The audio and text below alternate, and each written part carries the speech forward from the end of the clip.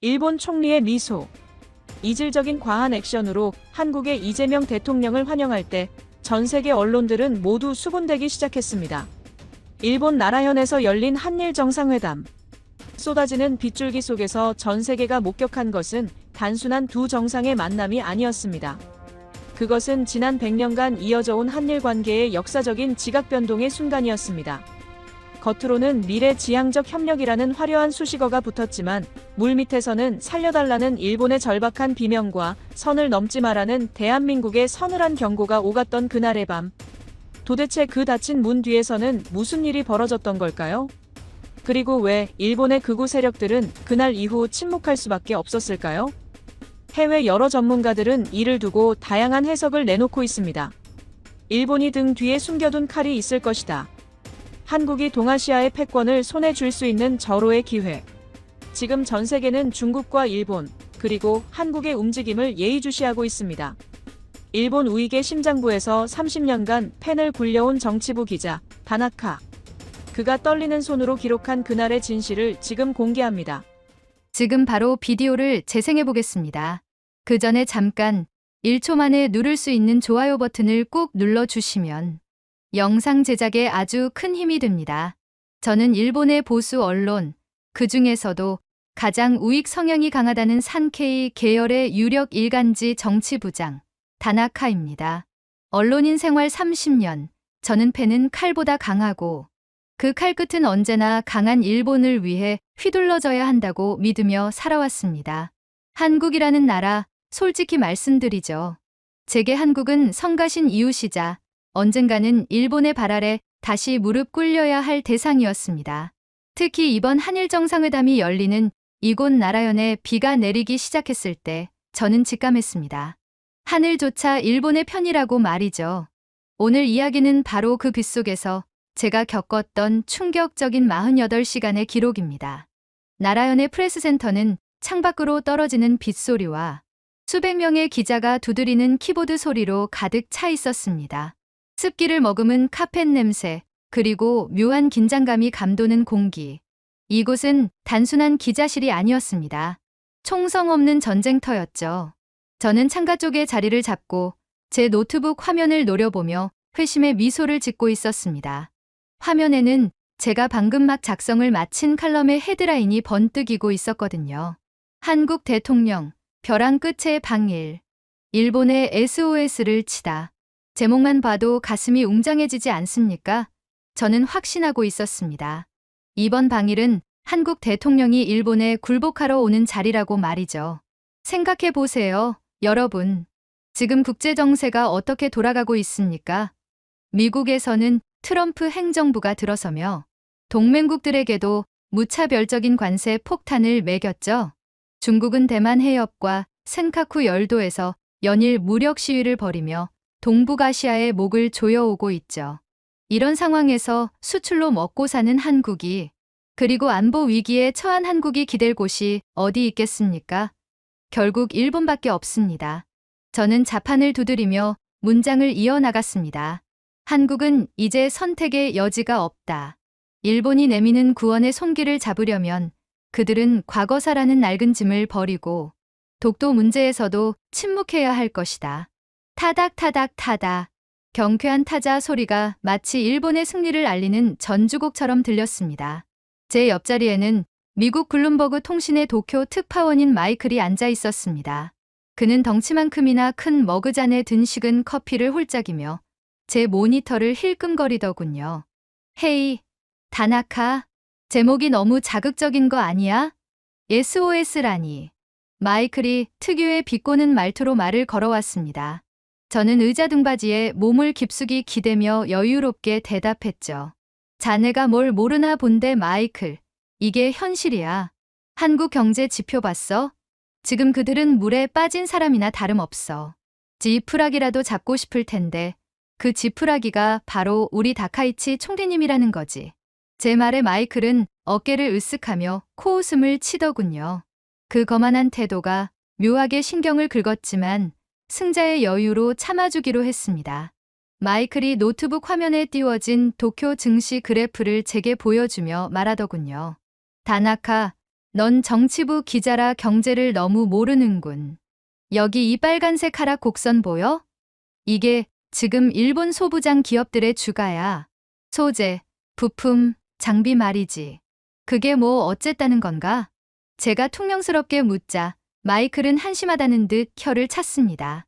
한국이 급하다고? 천만에. 지금 목이 타는 건 일본 기업들이야.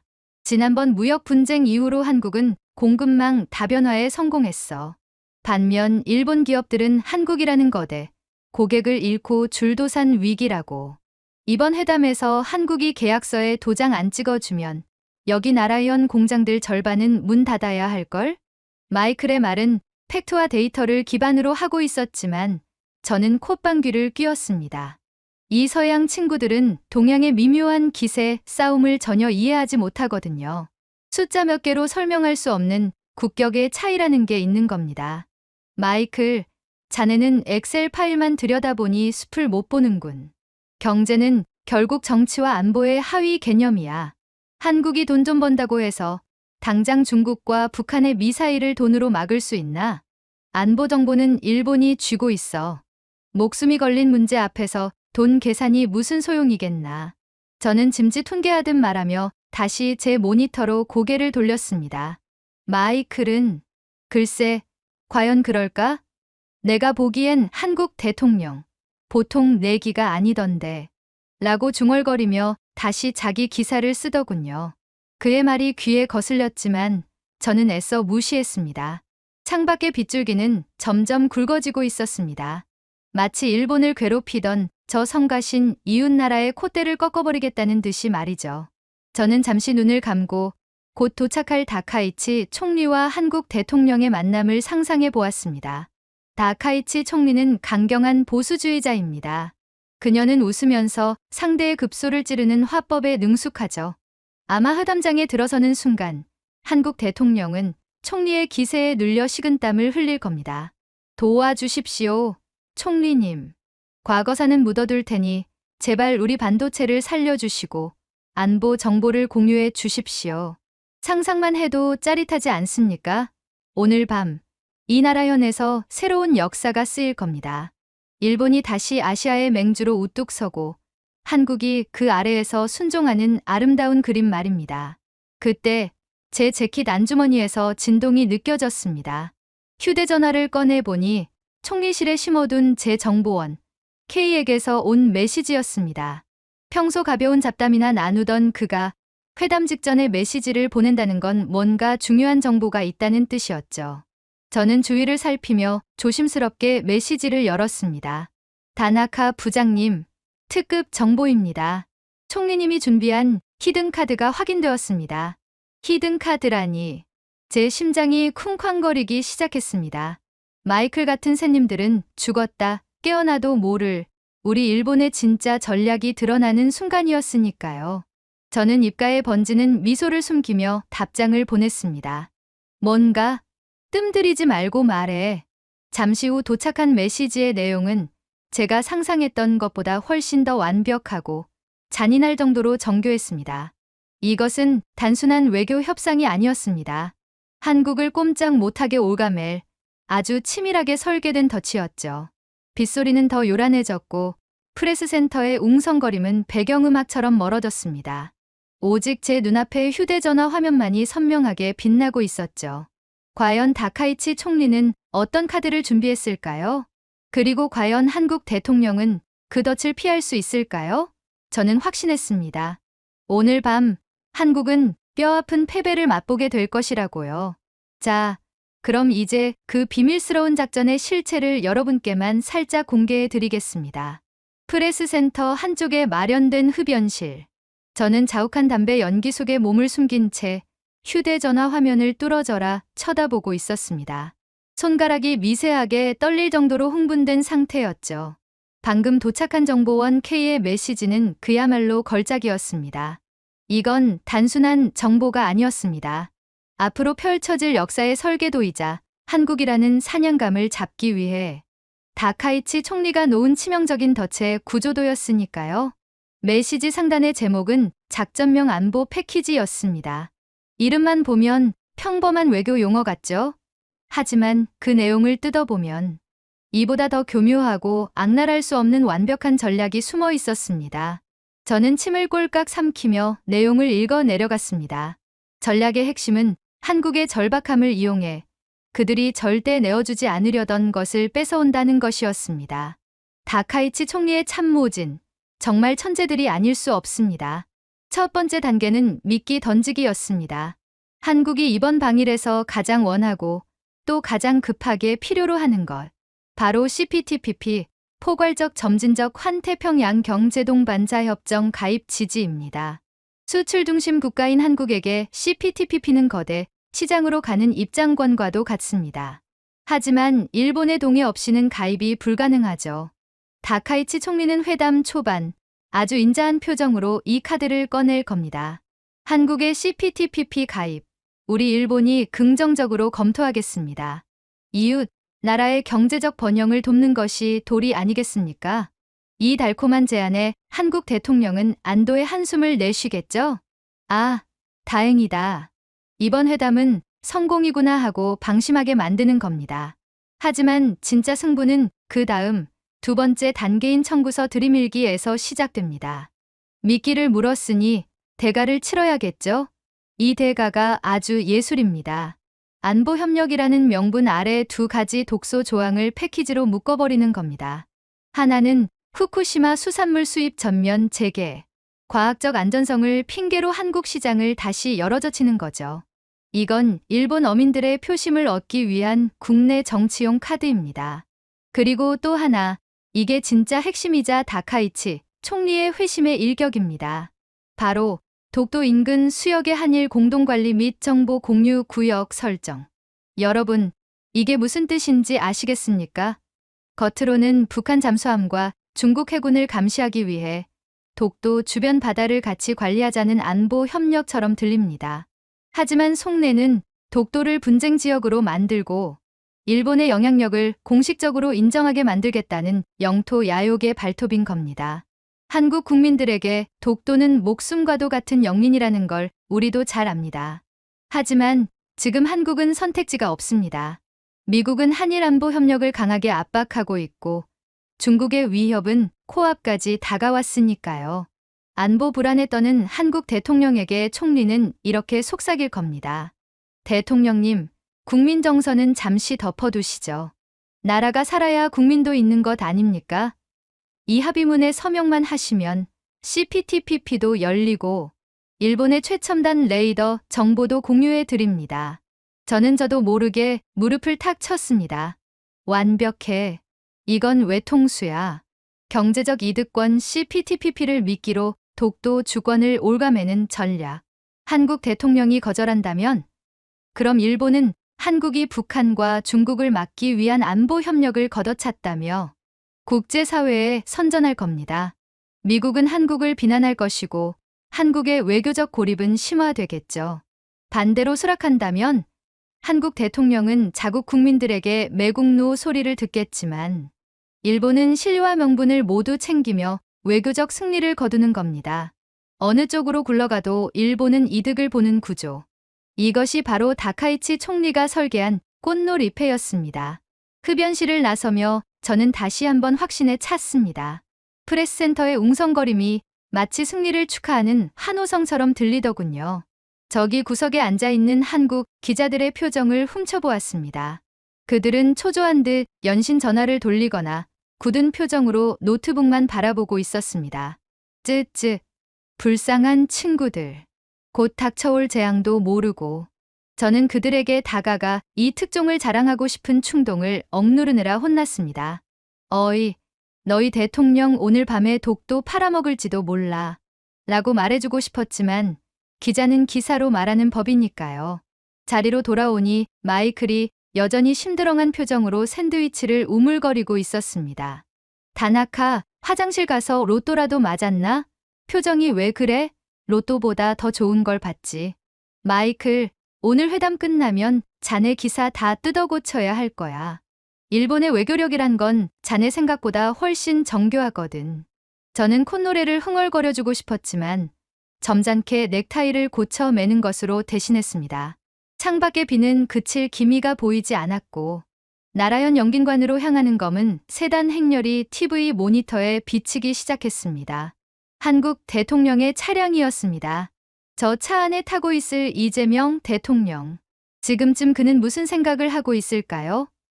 아마 다가올 운명을 예감하고 두려움에 떨고 있지 않을까요? 아니면 미국의 압박을 핑계로 어쩔 수 없이 서명해야 한다며 자기 합리화를 하고 있을지도 모르겠습니다. 저는 모니터 속 검은 차량을 응시하며 속으로 중얼거렸습니다. 어서 오십시오, 대통령님. 다카이치 총리의 거미줄에 오신 것을 환영합니다. 모든 준비는 끝났습니다. 무대는 세팅되었고 배우들은 입장했습니다. 이제 막이 오르고 일본이 연출하고 각본을 쓴 이 비극적인 연극이 시작될 차례입니다. 과연 한국 대통령은 이 완벽한 포위망을 뚫을 수 있을까요? 아니, 애초에 뚫으려는 의지나 있을까요? 그 답을 확인하기 위해 저는 펜을 꽉 쥐었습니다.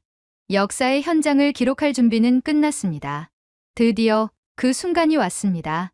나라현 영빈관 앞, 젖은 아스팔트 위로 검은색 방탄 리무진 행렬이 미끄러지듯 들어왔습니다. 빗줄기는 여전히 거세게 몰아치고 있었고 수백 대의 카메라 플래시가 빗방울에 반사되어 번개처럼 번쩍였습니다. 저는 젖은 렌즈를 옷소매로 닦으며 뷰파인더에 눈을 바짝 댔습니다. 제 목표는 단 하나였습니다. 차 문이 열리고 한국 대통령이 내리는 그 찰나의 순간. 그의 얼굴에 스치는 긴장과 비굴함을 포착하는 것. 그 표정 하나면 내일 조간신문 일면 사진은 해결된 거나 다름없었으니까요. 자, 보여다오. 벼랑 끝에 몰린 자의 두려움을. 일본의 머리를 조아리러 온 패배자의 얼굴을. 리무진의 문이 열렸습니다. 경호원들이 검은 우산을 펼쳐 들었고 그 아래로 이재명 대통령이 모습을 드러냈습니다. 그런데 뷰파인더를 통해 본 그의 모습은 제 예상과는 완전히 달랐습니다. 어깨는 쫙 펴져 있었고 걸음걸이에는 거침이 없었습니다.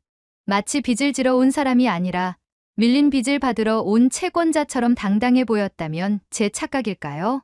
영빈관 현관에는 다카이치 총리가 직원들을 대동하고 기다리고 있었습니다. 총리는 특유의 그 정치적인 미소를 띠며 손을 내밀었습니다. 계산된 환대, 그리고 그 뒤에 숨겨진 날카로운 발톱을 감춘 채 말이죠. 저는 셔터를 연사로 눌러댔습니다. 차라락, 차라락, 차라락. 그런데 그 순간 기이한 장면이 연출되었습니다. 보통 아쉬운 쪽이 허리를 더 깊이 숙이고 악수하는 손을 두 손으로 감싸 쥐기 마련입니다. 하지만 이 대통령은 한 손으로 총리의 손을 맞잡고 가볍게 위아래로 흔들며 먼저 무언가 말을 건넸습니다. 먼 거리라 들리진 않았지만 총리의 눈썹이 살짝 꿈틀하는 게 렌즈에 잡혔습니다. 마치 기선 제압을 하려다 오히려 한 방 먹은 사람처럼 말이죠. 제 옆에서 사진을 찍던 한국 기자들이 웅성거리는 소리가 들렸습니다. 야, 대통령님 표정 봐라. 저거 보따리 싸온 표정이 아닌데? 그러게. 오히려 청구서 들고 오신 것 같은데? 뭔가 믿는 구석이 있는 거야. 한국 기자들의 수군거림이 귓가에 맴돌았지만 저는 애써 고개를 저었습니다. 허세겠지. 회담장 문이 닫히면 본색이 드러날 거야. 1시간 후 프레스센터 대형 모니터에 1차 확대 회담의 브리핑 내용이 속보로 뜨기 시작했습니다. 저는 팔짱을 끼고 의기양양하게 화면을 올려다보았습니다. 이제 곧 한국 CPTPP 가입 간청, 일본 까다로운 가입 조건 제시 같은 자막이 뜰 차례였으니까요. 하지만 모니터에 뜬 붉은색 속보 자막은 제 눈을 의심하게 만들었습니다. 속보 한국 대통령, 일본의 한일 글로벌 공급망 연대 전격 제한, 상세, 미국 우선주의 파고, 한국의 제조 능력과 일본 소재 기술 결합해 돌파해야. 대등한 파트너십 요구. 순간 프레스센터가 술렁이기 시작했습니다. 이게 무슨 소리입니까? 살려달라고 빌어야 할 사람이 대등하게 동업을 하자고 제안하다니요? 게다가 CPTPP 가입이라는 단어는 쏙 빠지고 오히려 일본 기업들이 가장 목말라하는 공급망 협력을 먼저 테이블 위에 올려버린 겁니다. 이건 나 좀 끼워줘가 아니라 나랑 손 안 잡으면 너희도 죽어라는 협박이나 다름없는 제안이었습니다. 저는 당황해서 입을 벌린 채 멍하니 서 있었습니다. 그때 옆자리에서 타자 소리가 멈추더니 익숙한 비웃음 소리가 들려왔습니다. 마이클이었습니다. 헤이, 다나카, 내 말이 맞았지? 한국은 빈손으로 온 게 아니라니까. 마이클은 노트북 화면을 제 쪽으로 돌려 보여주었습니다. 거기엔 한국산업통상자원부가 배포한 영문 보도자료가 떠 있었습니다. 이것 좀 봐. 한국이 제안한 공급망 연대. 말이 좋아 연대지. 사실상 한국 반도체랑 배터리 공장에 일본 소재 기업들이 납품하게 해주겠다는 거야. 대신 조건이 붙었어. 정치적 리스크 제거. 즉, 일본 정부가 또다시 수출 규제 같은 장난질을 치면 계약은 없다는 거지. 마이클은 샌드위치 부스러기를 털며 말을 이었습니다. 다나카, 이건 한국이 일본에 SOS를 친 게 아니야. 한국이 일본 기업들한테 밧줄을 던져준 거라고. 살고 싶으면 이 줄 잡아라 하고 말이야. 제 머릿속이 하얗게 변했습니다. 다카이치 총리의 시나리오는 이게 아니었습니다. 분명 한국이 CPTPP 가입을 애원하면 모지기는 척 들어주면서 독도와 후쿠시마를 끼워 파는 것이 우리의 전략이었습니다. 그런데 한국 대통령은 아예 CPTPP라는 판 자체를 건너뛰고 더 큰 판인 생존을 위한 경제 동맹을 들고 나온 겁니다. 일본 경제계가 거절할 수 없는 너무나 달콤하고 치명적인 제안을 말이죠. 만약 여기서 일본 정부가 자존심 때문에 이 제안을 걷어찬다면 도산 위기에 처한 일본 기업들의 분노는 고스란히 다카이치 총리에게 향할 겁니다. 이건 외통수였습니다. 우리가 놓으려던 덫에 우리가 걸려들 판이었습니다. 아니야, 그럴 리 없어. 이건 그냥 1라운드일 뿐이야. 저는 떨리는 목소리로 반박했습니다. 경제는 경제고 안보는 안보야. 한국이 저렇게 세게 나오는 건 뒤에 나올 안보회담에서 양보하기 위한 연막작전일 뿐이라고. 두고 봐, 마이클. 진짜 승부는 이제부터니까. 하지만 제 목소리에는 아까와 같은 확신이 없었습니다. 화면 속 회담장 테이블에 앉은 이재명 대통령의 표정은 여전히 평온했습니다. 반면 그 맞은편에 앉은 일본 관료들은 쉴 새 없이 메모를 하며 귓속말을 주고받고 있었죠. 누가 칼자루를 쥐고 있는지 바보가 아닌 이상 알 수 있는 풍경이었습니다. 저는 마른 침을 삼켰습니다. 등줄기에 식은땀이 흐르는 것 같았습니다. 창밖의 빗소리가 아까보다 더 거칠게 유리창을 때렸습니다. 마치 정신 차려. 다나카, 너희가 알던 예전의 한국이 아니야 라고 소리치는 것 같았습니다. 하지만 저는 아직 패배를 인정할 수 없었습니다. 다카이치 총리에겐 아직 가장 강력한 무기, 독도와 안보 카드가 남아 있었으니까요. 경제에서 한 방 먹었다면 안보에서 2배로 갚아주면 됩니다. 한국이 아무리 날고 기어도 중국과 북한의 위협 앞에서는 일본의 정보, 자산이 필요할 테니까요. 저는 주먹을 꽉 쥐었습니다. 그래, 두고 보자. 안보 이야기만 나오면 그 당당한 표정이 어떻게 일그러지는지. 잠시 후 브리핑룸의 스피커에서 안내 방송이 나왔습니다. 잠시 후 2차 확대 회담이 시작됩니다. 의제는 동북아 안보 및 한일 협력 방안입니다. 드디어 올 것이 왔습니다. 진짜 승부처 다카이치 총리의 안보 패키지 작전이 시작되는 순간이었습니다. 저는 다시 정보원 K에게 메시지를 보낼 준비를 했습니다. 과연 회담장 안에서는 어떤 대화가 오가게 될까요? 총리의 입에서 독도라는 단어가 나오는 순간 한국 대통령은 과연 어떤 반응을 보일지 궁금했습니다. 제 심장이 터질 듯이 뛰기 시작했습니다. 오후 3시. 회담 예정 시간을 훌쩍 넘긴 시각이었지만 브리핑 룸의 문은 굳게 닫혀 있었습니다. 점심 식사도 거른 채 자리를 지키고 있는 기자들의 눈은 퀭했고 공기는 탁했습니다. 창밖의 빗소리는 이제 으르렁거리는 짐승의 울음소리처럼 들리더군요. 이 지루한 침묵은 2가지 중 하나를 의미합니다. 협상이 타결되어 문구 하나하나를 다듬느라 시간이 걸리거나 아니면 안에서 살벌한 싸움이 벌어져 판이 깨지기 직전이거나. 저는 후자이길 간절히 바랐습니다. 경제 파트에서 한 방 먹은 다카이치 총리가 안보 테이블에서 기필코 한국 대통령의 멱살을 잡고 흔들어야 했으니까요. 그때 책상 위에 올려둔 제 휴대전화가 짧게 진동했습니다. 징하고 울리는 진동 소리는 마치 제 심장 박동 소리처럼 느껴지는 그 진동. 정보원 K였습니다. 주위를 살피며 슬쩍 화면을 켰습니다. 안보 세션 시작. 총리님, 드디어 칼을 뽑으셨습니다. 저는 주먹을 불끈 쥐었습니다. 드디어 올 것이 왔군요. 이번 회담의 하이라이트, 독도와 안보 연계 전략이 가동된 겁니다. K가 보내온 실시간 첩보는 아주 구체적이었습니다. 다카이치 총리의 발언은 치밀하게 계산된 수순을 따르고 있었습니다. 먼저 공포를 자극하는 겁니다. 대통령님, 최근 중국의 대만 해협 봉쇄 훈련과 북한의 신형 미사일 발사 심상치 않습니다. 한국의 독자적인 감시망만으로는 한계가 명확하지 않습니까? 일본 자위대의 정찰 위성과 고고도 탐지 레이더 정보가 없다면 한국은 눈 뜨고 코 베이는 상황을 맞을 수도 있습니다. 지극히 현실적인 위협이죠. 한국 대통령도 부정할 수 없는 팩트니까요. 그리고 이어지는 제안, 아니 거래의 핵심. 우리는 한국과 가장 높은 수준의 군사 정보를 공유할 준비가 되어 있습니다. 하지만 일본 국민들을 설득할 명분이 필요합니다. 양국 간의 가장 큰 신뢰의 걸림돌, 독도 문제 말입니다.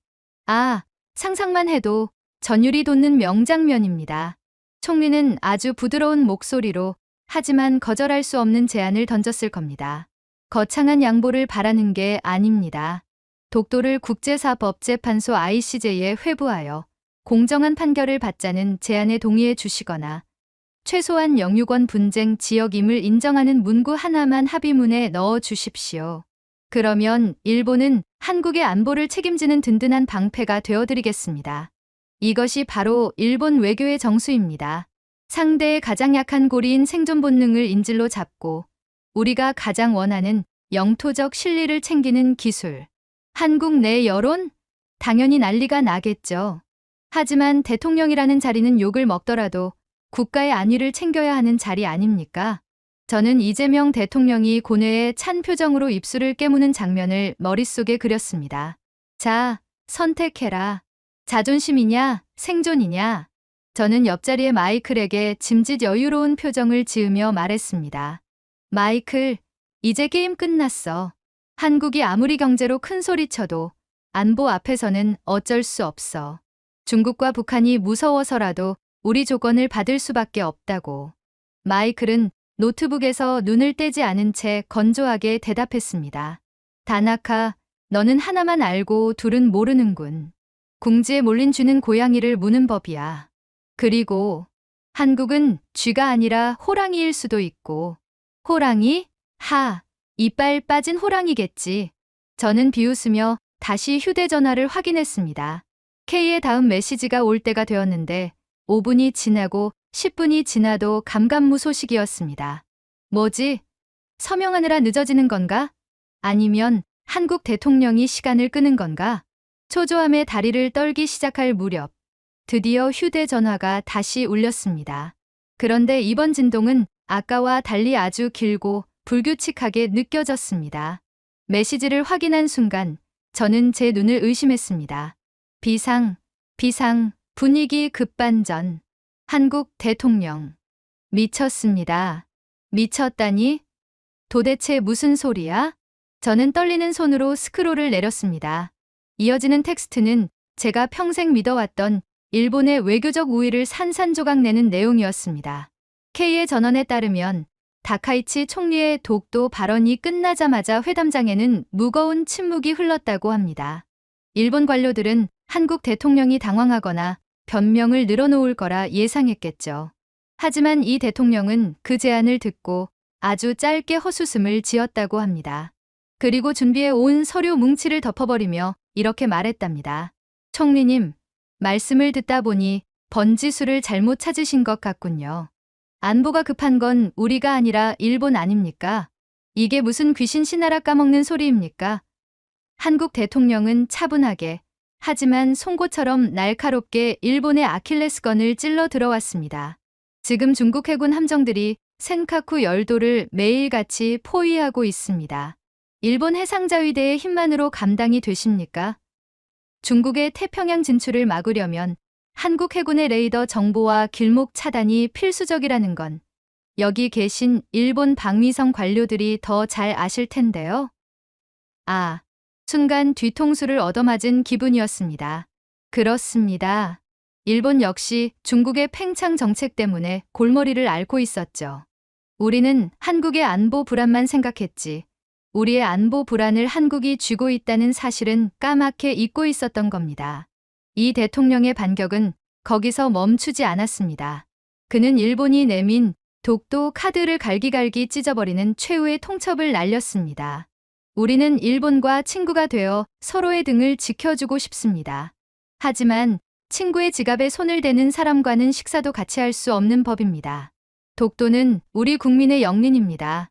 일본의 안보를 위해 우리 영토를 흥정의 대상으로 삼으려 하신다면 저는 이 자리에서 모든 안보 협력을 백지화하고 돌아가겠습니다. 선택하십시오. 독도를 건드려서 공멸할지 아니면 서로 존중하며 함께 살지. 프레스센터가 웅성거리는 소리로 가득 찼지만 제 귀에는 아무것도 들리지 않았습니다. 오직 휴대전화 화면 속의 글자들만 둥둥 떠다녔죠. 이건 거절이 아니었습니다. 협박이었습니다. 아니, 더 정확히 말하면 갑과 을의 역전이었습니다. 일본이 도와줄 테니 내놔라라고 했을 때 한국은 너희 살고 싶으면 건드리지 마라라고 받아친 겁니다. 다카이치 총리의 얼굴이 어떻게 일그러졌을지 보지 않아도 알 것 같았습니다. 자신의 홈그라운드에서 자신이 짠 판 위에서 도리어 벼랑 끝으로 몰린 꼴이 되었으니까요. 옆에서 마이클이 혀를 차는 소리가 들렸습니다. 저런. 내가 말했잖아. 쥐가 아니라 호랑이라고. 일본이 호랑이 코터를 건드렸네. 이제 어쩔 거야. 다나카, 독도 달라고 떼쓰다가 중국 막아줄 방패까지 잃게 생겼는데 마이클의 빈정거림에 대꾸할 힘도 없었습니다. 저는 의자 깊숙이 몸을 파묻었습니다. 패배감이 밀려왔습니다. 단순한 말싸움에서 진 게 아니었습니다. 일본 없이는 한국도 없다는 제 오랜 믿음. 일본 우익에 그 견고한 오만이 무너져 내리는 소리가 들리는 것 같았습니다. 한국은 더 이상 일본의 보호를 필요로 하는 약소국이 아니었습니다. 일본의 생존을 담보로 잡고 대등하게, 아니 오히려 더 높은 위치에서 훈수를 두는 무서운 전략가였습니다. 하지만 아직 끝난 건 아닙니다. 회담장의 문은 열리지 않았습니다. 총리가 이대로 물러설 리 없습니다. 자존심 강한 다카이치 총리가 저런 모욕적인 역제안을 받아들일지 아니면 판을 엎어버리고 회담 결렬을 선언할지 귀추가 주목되기 시작했죠. 회담장 안에서는 지금 이 순간에도 숨막히는 침묵과 보이지 않는 칼싸움이 계속되고 있을 겁니다. 저는 떨리는 손으로 물 한 모금을 마셨습니다. 입안이 바짝 말라 쓴맛이 났습니다. 밖에는 천둥까지 치기 시작했습니다. 마치 일본의 운명을 예고하듯이 말이죠. 회담 예정 시간을 40분이나 넘긴 시각. 프레스센터의 공기는 그야말로 납덩이처럼 무거웠습니다. 기자들은 이제 기사를 쓰는 것을 멈추고 하염없이 굳게 닫힌 회담장 문과 모니터만 번갈아 쳐다보고 있었죠. 보통 회담이 예정보다 길어진다는 건 두 가지 의미 중 하나입니다. 서로 죽이 너무 잘 맞아 시간 가는 줄 모르고 화기애애하거나 아니면 도저히 좁혀지지 않는 이견 때문에 서로의 멱살을 잡고 있거나. 지금 분위기는 누가 봐도 후자였습니다. 창밖의 천둥 소리가 마치 회담장 안의 고성을 대변하는 것 같았으니까요. 제 휴대전화는 그 후로도 한참이나 침묵을 지켰습니다. 정보원 K도 소식을 전하기 어려울 만큼 긴박한 상황이라는 뜻이겠죠. 저는 타들어가는 속을 달래려 식은 커피를 단숨에 들이켰습니다. 총리님, 제발 여기서 밀리면 안 됩니다. 한국 대통령의 저 허세에 속지 마십시오. 우리가 갑입니다. 우리가 키를 쥐고 있다고요. 속으로 수천 번이나 주문을 외웠지만 불안감은 독버섯처럼 피어올랐습니다. 아까 마이클이 했던 말, 궁지에 몰린 쥐가 아니라 호랑이라는 말이 귓가에서 떠나질 않았거든요. 드디어 기다리고 기다리던 진동이 울렸습니다. 저는 마치 구명조끼라도 발견한 사람처럼 황급히 휴대전화를 낚아챘습니다. 하지만 화면에 뜬 K의 메시지를 읽는 순간 제 손에서 힘이 쭉 빠져나가는 것을 느꼈습니다. 상황 종료. 총리님 독도 요구 철회했습니다. 아니, 사실상 봉인당했습니다. 봉인이라니? 철회면 철회지. 봉인은 또 무슨 말장난입니까? 저는 떨리는 손으로 다음 메시지를 재촉했습니다.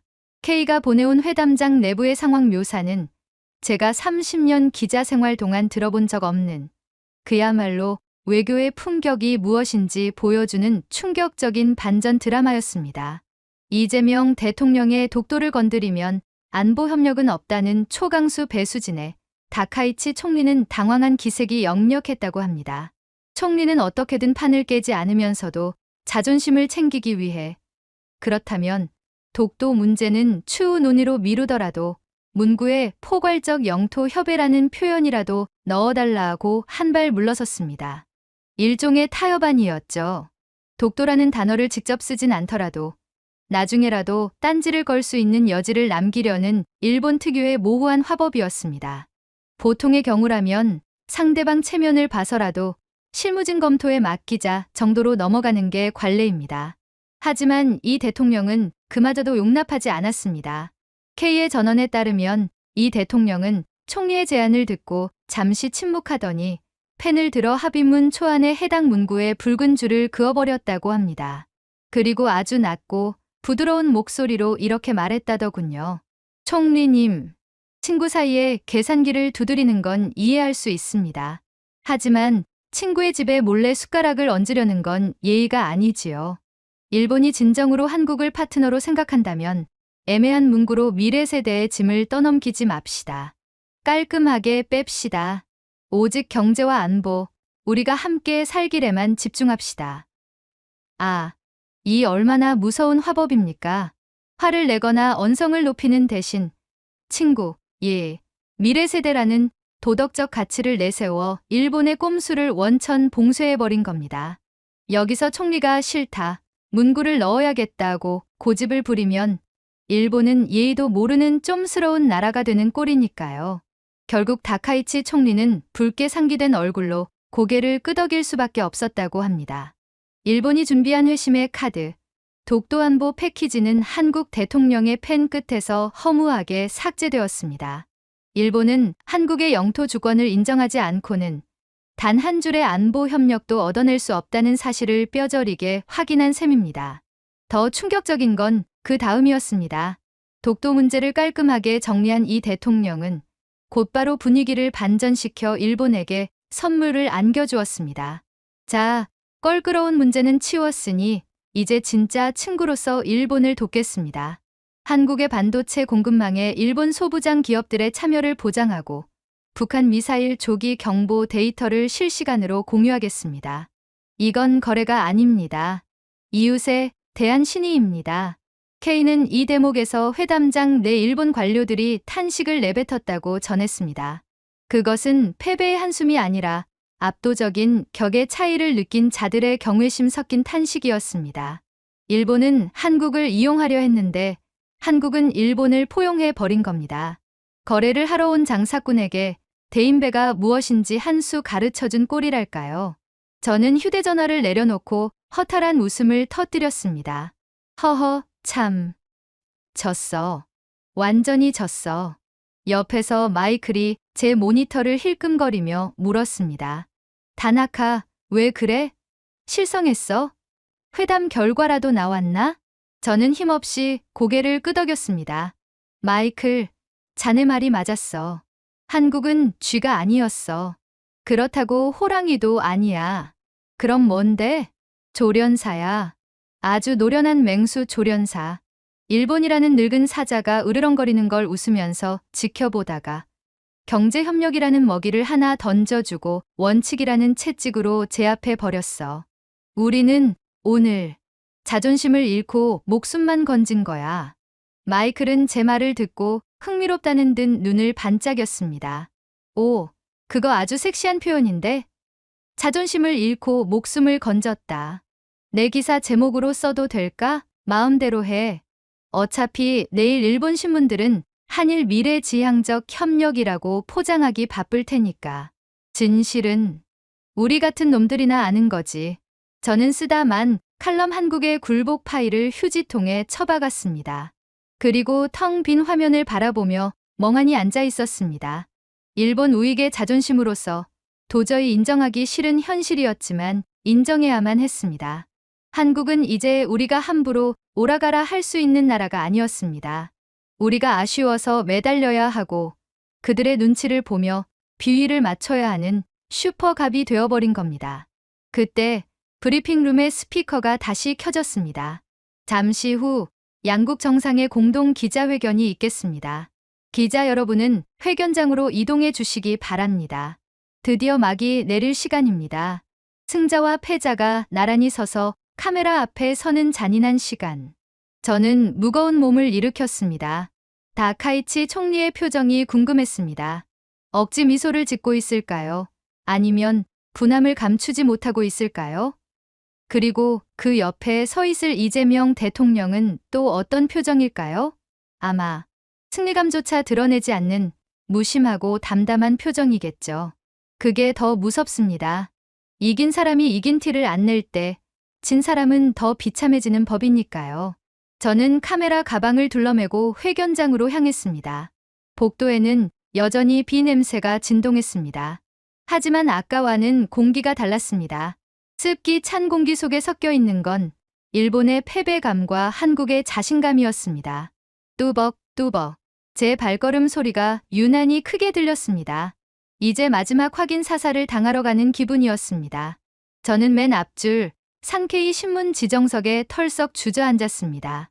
옆자리의 마이클은 이미 노트북을 켜고 본사로 송고할 속보를 준비하고 있더군요. 헤이, 다나카, 표정이 왜 그래? 마치 검게 탄 장어구이 같아. 마이클의 농담에 대꾸할 기운조차 없었습니다. 제 눈은 단상 위에 놓인 두 개의 연단에 고정되어 있었습니다. 양국 정상이 입장하십니다. 전원 기립해 주십시오. 웅장한 음악과 함께 커튼이 젖혀지고 다카이치 총리와 이재명 대통령이 나란히 걸어 나왔습니다. 수천 번의 카메라 플래시가 터지며 시야가 하얗게 멀어버릴 지경이었죠. 저는 본능적으로 카메라를 들어 두 사람의 표정을 클로즈업했습니다.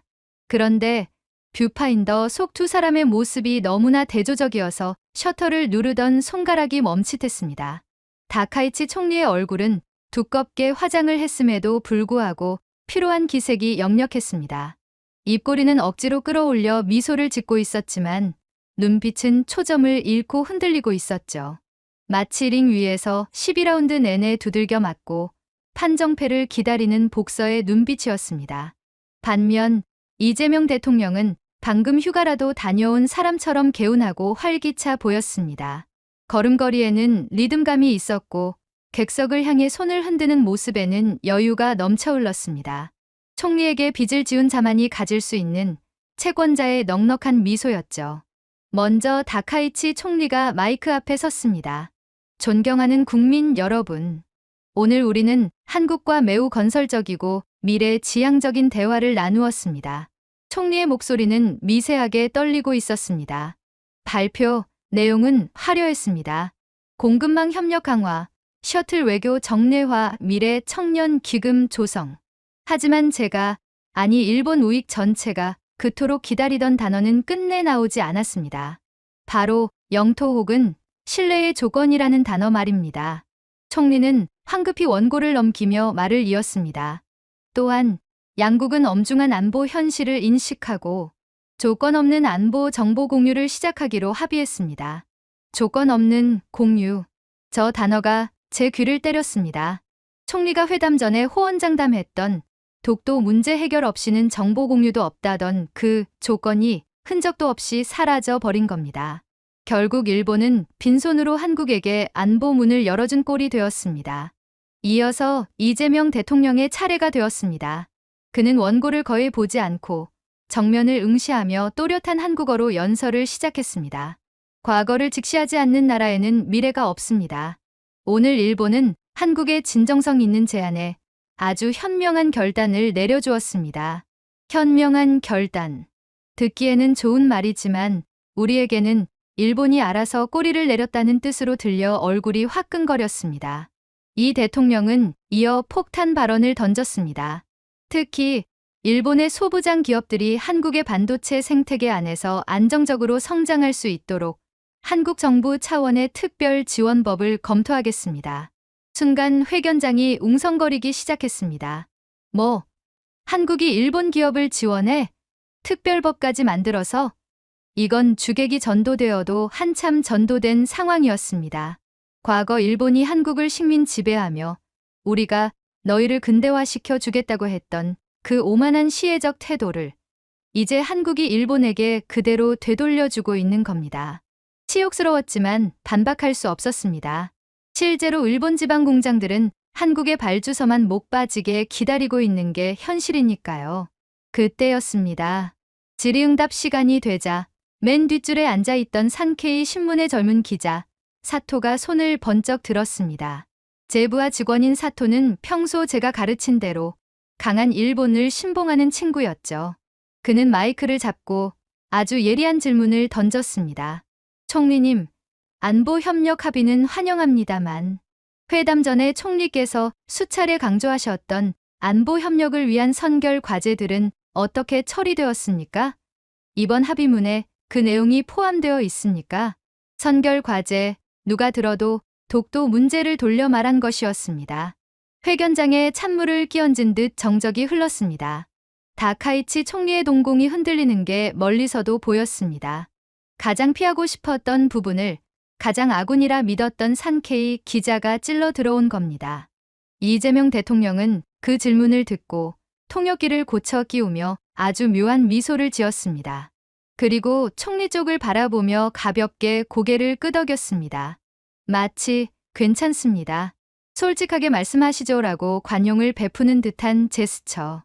총리는 마이크를 잡은 손을 꽉 쥐며 쥐어짜듯 대답했습니다. 이번 회담에서는 양국의 공통 이익이 무엇보다 시급하다는데 인식을 같이 했습니다. 따라서 선결 과제보다는 미래지향적인 신뢰 구축을 우선하기로 했습니다. 기자석에서 낮은 탄식이 흘러나왔습니다. 신뢰 구축 우선. 외교적 수사로는 그럴듯해 보이지만 번역하면 우리가 요구했던 조건, 독도 관련 내용은 전부 철회했다는 자백이나 다름없었습니다. 총리는 질문이 더 이어질까 두려운 듯 황급히 사회자에게 눈짓을 보내 회견을 마무리하려 했습니다. 저는 고개를 떨구었습니다. 부끄러움은 저의 몫이었습니다. 자국 기자의 정당한 질문에 눈을 피하며 얼버무리는 일본 총리와 그 옆에서 여유롭게 미소 짓는 한국 대통령. 이보다 더 명확한 승패의 증거가 어디 있겠습니까?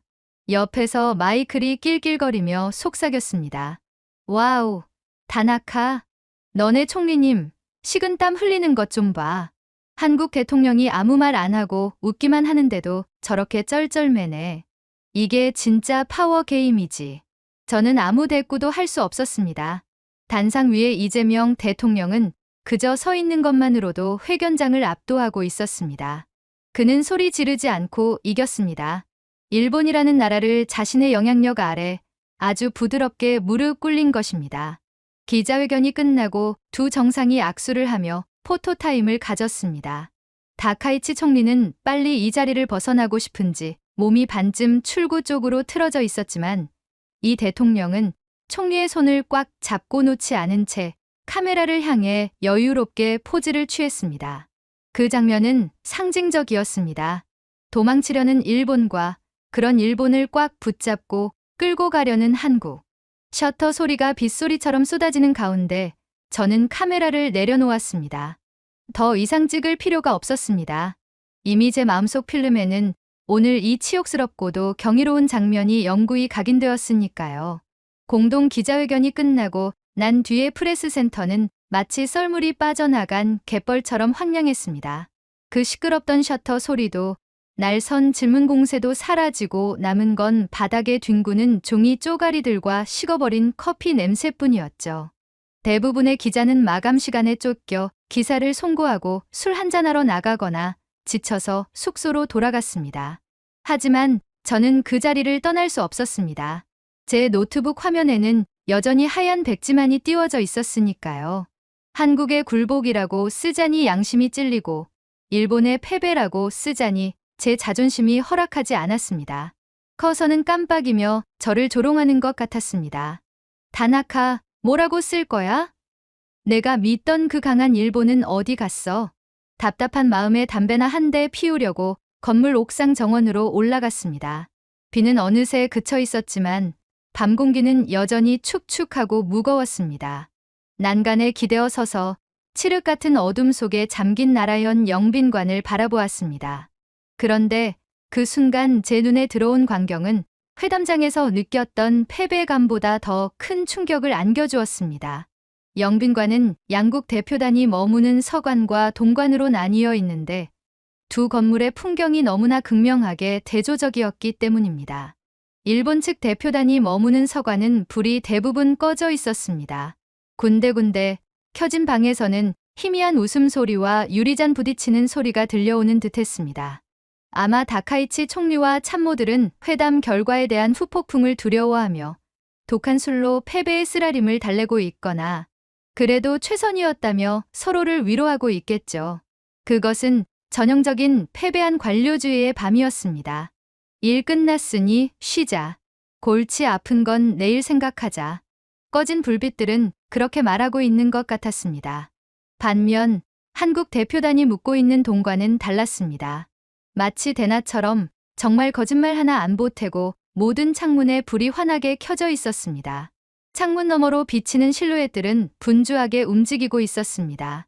누군가는 칠판에 무언가를 쓰고 있었고 누군가는 전화를 붙들고 있었으며 서류 뭉치를 들고 복도를 뛰어다니는 그림자도 보였습니다.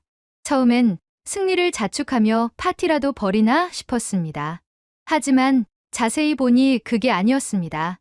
그들은 넥타이를 풀고 와이셔츠 소매를 걷어붙인 채 치열하게 이 일을 하고 있었습니다. 외교적 승리를 거둔 날 밤 샴페인을 터뜨리는 대신 그들은 책상 앞에 앉아 있었던 겁니다. 믿을 수가 없군. 저 사람들은 잠도 없나? 이겼으면 좀 즐겨도 되잖아. 저도 모르게 혼잣말이 튀어나왔습니다. 그때 언제 따라왔는지 마이클이 제 옆에 서서 담배 연기를 길게 내뿜으며 말했습니다. 헤이 다나카, 저게 바로 지금의 한국을 만든 동력이야.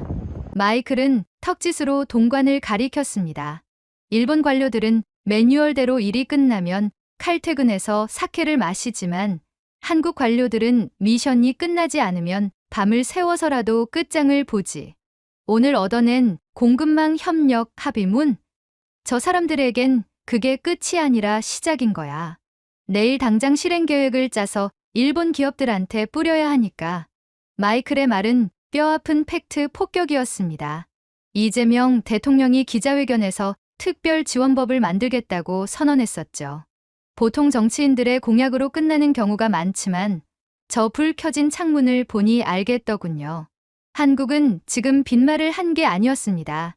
내일 아침이 밝기 전에 그 법안의 초안을 완성해 놓겠다는 무서운 집념이 저 불빛 속에 녹아 있었습니다. 우리는 단순히 외교전에서 진 게 아니었어. 저는 타들어가는 담배 꽁초를 바라보며 씁쓸하게 중얼거렸습니다. 절박함에서 졌고 치열함에서 졌고 태도에서 졌어. 총리님이 독도 카드를 꺼냈을 때 한국 대통령이 당당할 수 있었던 건 단순히 말빨이 좋아서가 아니야. 저렇게 밤새워 준비한 실력이 뒤에 버티고 있었기 때문이지. 가슴 한구석이 먹먹해졌습니다. 제가 그토록 무시하고 깔보던 반도 국가 한국. 하지만 오늘 밤 제 눈에 비친 한국은 일본이 잃어버린 30년 동안 잊어버렸던 헝그리 정신과 역동성을 그대로 간직한 두렵고도 부러운 나라였습니다. 우리는 과거의 영광에 취해 잠들었고 그들은 미래를 잡기 위해 깨어 있었습니다. 승패는 회담장이 아니라 이미 저 창문들에서 결정나 있었던 겁니다. 그때 제 재킷 주머니에서 휴대전화가 진동했습니다. 정보원 K였습니다. 회담이 다 끝났는데 무슨 일일까요? 저는 힘없이 메시지를 확인했습니다. 하지만 그 내용을 읽는 순간 저는 난간을 잡고 있던 손에 힘을 줄 수밖에 없었습니다. K가 보내온 건 회담장을 떠나기 직전 이재명 대통령이 일본 측 통역관과 실무진에게 남긴 마지막 인사에 대한 전언이었습니다. 보통 정상들은 회담이 끝나면 상대국 정상과만 인사를 나누고 휙 나가버리기 마련입니다. 하지만 이 대통령은 출구로 나가다가 멈춰 서서 구석에 서 있던 일본 실무진들에게 다가가 일일이 악수를 청했다고 합니다. 그리고 당황하는 일본 통역관의 어깨를 두드리며 이렇게 말했다더군요. 수고 많으셨습니다. 통역관님 덕분에 일본의 속사정과 진심을 잘 알게 되었습니다. 오늘 우리가 나눈 약속 반드시 지키겠습니다. 우리 이웃으로서 같이 잘 살아봅시다. 같이 잘 살아봅시다. 그 말은 비꼬는 게 아니었습니다. 승자의 아량이나 오만함도 아니었습니다. 진심으로 일본을 같이 살아가야 할 파트너로 존중했기에 나올 수 있는 말이었습니다. 우리는 그들을 덫에 가두고 뜯어먹으려 했는데 그들은 덫을 부수고 나와 우리에게 같이 밥 먹자며 손을 내밀었습니다. 그 손을 잡은 건 일본에게 굴욕이 아니라 축복일지도 모른다는 생각이 들기 시작했습니다. 저는 멍하니 동관의 불빛을 바라보았습니다. 밤 11시가 넘도록 꺼질 줄 모르는 그 불빛들이 마치 일본의 어둠을 몰아내는 등대처럼 느껴졌습니다. 30년 동안 한국을 미워하고 깎아내리는 기사만 써왔던 제 자신이 그 순간만큼은 한없이 초라하게 느껴지더군요. 다나카, 기사 제목 정했어? 마이클이 짓궂게 물었습니다. 저는 깊은 한숨을 내쉬며 노트북을 다시 열었습니다. 아니, 아직. 하지만 하나는 확실해. 내일 상케이 신문 일면은 내 기자 인생에서 가장 쓰기 힘든 기사가 될 거라는 거. 왜? 국뽕이 다 빠져서? 아니, 인정하기 싫은 진실을 써야 하니까. 일본이 살 길은 자존심을 세우는 게 아니라 저 불 켜진 창문 속의 사람들을 배우는 거라고 말이야. 저는 마지막으로 동관의 불빛을 눈에 담았습니다. 비 온 뒤의 밤하늘은 맑게 개어 있었고 한국 대표단의 방은 별보다 더 밝게 빛나고 있었습니다. 저 불빛이 꺼지지 않는 한 일본은, 아니 아시아는 한국을 결코 이길 수 없을 겁니다. 새벽 4시 나라현 프레스센터의 창문 너머로 푸르스름한 여명이 밝아오고 있었습니다. 밤새 내리던 비는 거짓말처럼 그쳤고 공기는 차갑지만 맑았습니다. 저는 텅 빈 기자실에 홀로 남아 제 기자 인생을 건 마지막 문장을 다듬고 있었습니다. 제 노트북 화면에는 2개의 파일이 띄워져 있었습니다. 하나는 어제 오후 회담이 시작되기도 전에 제가 신나서 써 내려갔던 한국의 굴복, 위대한 일본 외교의 승리라는 제목의 칼럼이었습니다. 온갖 미사역으로 다카이치 총리를 찬양하고 한국을 조롱하는 내용으로 가득 찬, 지금 보면 얼굴이 화끈거려 읽을 수도 없는 쓰레기였죠. 저는 망설임 없이 삭제 키를 눌렀습니다. 삭제하시겠습니까? 라는 시스템 알림창이 떴지만 저는 예를 클릭했습니다. 마치 제 지난 30년의 삐뚤어진 신념을 삭제하는 기분이었습니다. 그리고 남은 하나의 파일. 밤새 담배 2갑을 태우며 썼다, 지우기를 수백 번 반복한 끝에 완성한 새로운 기사. 커서가 마지막 문장 끝에서 깜빡이고 있었습니다. 저는 떨리는 손으로 전송 버튼을 눌렀습니다. 이 기사가 나가면 저는 아마 우익 단체들에게 테러 위협을 받을지도 모릅니다. 회사에서 징계를 받을 수도 있겠죠. 하지만 기자는, 펜을 든 자는 진실 앞에서 비겁해선 안 된다는 것을 어제 한국 대표단의 불 켜진 창문을 보며 깨달았습니다. 아침 6시, 윤전기가 돌아가는 소리가 들려왔고 곧이어 잉크 냄새가 진동하는 조간신문이 프레스센터 가판대에 깔리기 시작했습니다. 제일 먼저 출근한 건 역시 마이클이었습니다. 그는 부스스한 눈으로 신문을 집어들더니 일면을 보고 눈이 휘둥그레졌습니다. 오 마이 갓. 다나카, 너 미쳤어? 진짜 이걸 내보낸 거야? 마이클이 들고 있는 신문 일면, 톱 기사의 헤드라인은 일본 열도를 충격에 빠뜨리기에 충분했습니다. 단독 분석, 일본은 자존심을 잃었다. 하지만 한국 덕분에 생존을 얻었다. 벼랑 끝에 일본 경제, 한국의 공급망 동맹 제안으로 기사회생, 독도 도발 포기한 실리를 위한 어쩔 수 없는 선택인가, 외교적 참패인가? 자극적인 제목 아래 저는 제 이름을 걸고 기자의 눈 칼럼을 실었습니다. 내용은 처절한 반성문이자 한국에 대한 헌사였습니다. 우리는 오랫동안 착각해왔다. 한국이 일본의 기술 없이는 못 사는 나라라고. 하지만 어제 나라연에서 목격한 진실은 정반대였다.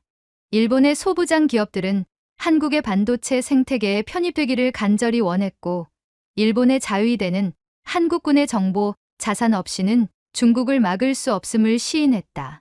이재명 대통령은 일본의 콧대를 꺾는 대신 손을 잡아주었다. 그는 독도라는 영린을 건드리지 않는 조건으로 일본을 대등한 파트너로 인정해 주었다. 이것은 외교적 승리가 아니다. 일본이 한국이라는 거인의 어깨 위에 올라타 간신히 목숨을 부지한 사건이다. 이제 인정하자. 아시아의 리더는 바뀌었다. 프레스센터가 하나둘 기자들로 채워지면서 곳곳에서 비명에 가까운 탄식이 터져 나왔습니다.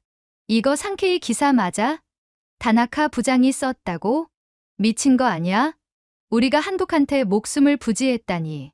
일본 기자들은 분노하며 저를 노려봤지만 아무도 제 기사의 내용을 팩트로 반박하지는 못했습니다.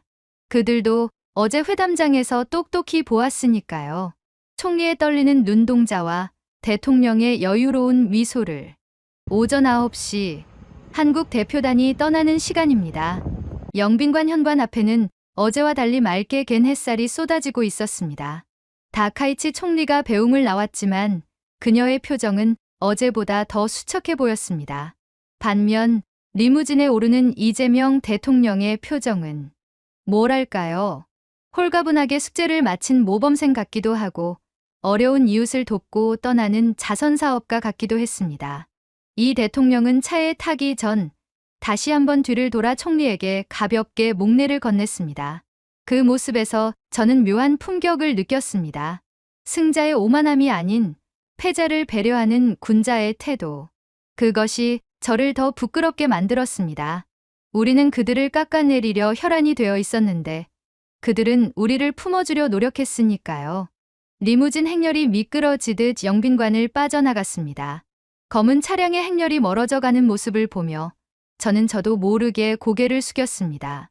그것은 한국 대통령에 대한 경의이자 이제는 인정할 수밖에 없는 대한민국이라는 나라에 대한 존경의 표시였습니다. 옆에서 마이클이 툭 던지듯 말했습니다. 다나카, 내 기사 말이야. 댓글 반응 봤어? 욕으로 도배가 됐겠지. 매국노라고.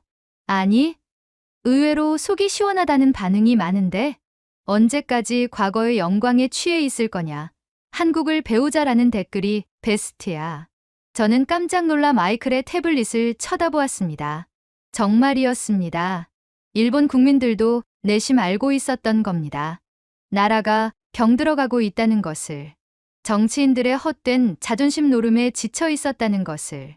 제 기사가 그리고 한국 대통령의 당당한 행보가 그들의 억눌린 체증을 뚫어준 셈이었습니다. 저는 멀어져가는 한국 대표단의 차를 향해 마음속으로 작별 인사를 건넸습니다. 안녕히 가십시오, 한국의 대통령님. 당신은 일본에게 뼈아픈 패배를 안겨주었지만 동시에 우리가 나아가야 할 방향을 가르쳐 주었습니다. 언젠가 다시 만날 때는 우리 일본도 당신들의 파트너로서 부끄럽지 않은 모습으로 서 있겠습니다. 비 온 뒤에 땅이 굳는다고 하죠. 이번 회담은 한일 관계라는 땅을 단단하게 굳히는 계기가 되었습니다. 물론 그 땅을 다진 건 일본이 아니라 한국의 실력과 포용력이었지만 말입니다. 이야기를 마치며 여러분께 묻고 싶습니다. 우리는, 아니 여러분의 조국 대한민국은 지금 얼마나 위대한 위치에 서 있는지 알고 계십니까? 밖에서 본 한국은 여러분이 생각하는 것보다 훨씬 더 크고 강하고 따뜻한 나라입니다. 일본의 극우 기자였던 제가 제 자존심을 꺾고 인정할 만큼 말이죠. 오늘 제 이야기는 여기까지입니다. 나라연의 빗소리가 멈추고 햇살이 비치듯 한일 관계에도 그리고 여러분의 가슴에도 진정한 평화와 자부심이 깃들기를 바랍니다. 지금까지 패배를 인정하며 비로소 진짜 기자가 된 남자 다나카였습니다. 오늘의 이야기는 여기까지입니다. 여러분은 어떻게 느끼셨나요? 여러분의 생각과 마음속 울림을 댓글로 남겨 감동 비디오의 마지막을 장식해 주세요. 여러분의 댓글 하나하나가 영상을 제작하는데 큰 힘이 됩니다. 그리고 오늘의 사연이 따뜻하게 다가오셨다면 구독과 좋아요도 잊지 말아주세요. 다음엔 더 깊은 감동과 더 진한 이야기로 찾아뵙겠습니다. 함께해 주셔서 진심으로 감사합니다.